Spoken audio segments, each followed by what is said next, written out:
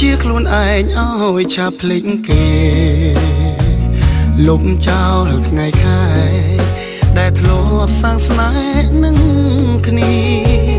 ធ្លាប់តែឈរគៀងតែឥឡូវត្រូវឈរដងឃ្លីពេលអូនមកប្រាប់ថាលាក្នុងចិនក្រំគ្រាដោយទុំខ្វល់ខ្វាយបែកយូរហើយដែរតែខ្ញុំនៅយំទប់ចិត្តខំទ្រងប្រឹងបំភ្លេចស្នេហ៍ឆោមឆាយទួងដឹងថាអូនគ្មានចិត្តនៅនឹកនាសោកស្ដាយក៏បងព្រមដាក់ចិនកាយរៀបរាប់បរិយាយពីក្តីបារម្ភនៅក្បែរអ្នកថ្មីពេលនេះស្រីសុខទុក្ខយ៉ាងណាសាច់ឈាមជីវ៉ានៅសស្រស់ថ្លាដូចពីមុនទេមកដែលអូនចូលចិត្តគេឧស្សាហ៍នាំអូនទៅញ៉ាំទេបើដឹងគេស្មងមីមេចិត្តបងមានតែរីករាយជួងថ្លៃ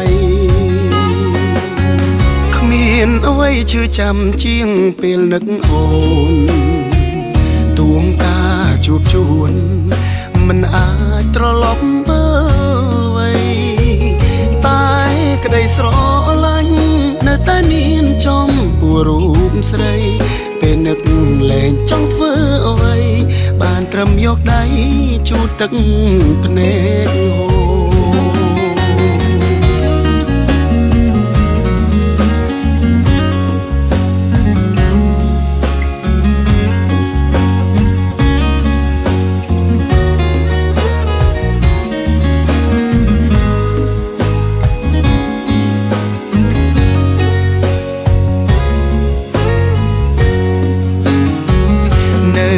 បែរអ្នកថ្មីពេលនេះស្រីសុខទុក្ខយ៉ាងណាសាច់ឈាមជីវ៉ានៅសស្រស់ថ្លាដូចពីមុនទេមកដែលអូនចូលចិត្តគេឧស្សាហ៍នាំអូនទៅញ៉ាំទេបើដឹងគេស្មងមីមេចិត្តបងមានតែរីករាយជួងថ្លៃបើដឹងថាគេពេញក្តីរីករាយជួថ្លៃពេលដឹងអូនសូ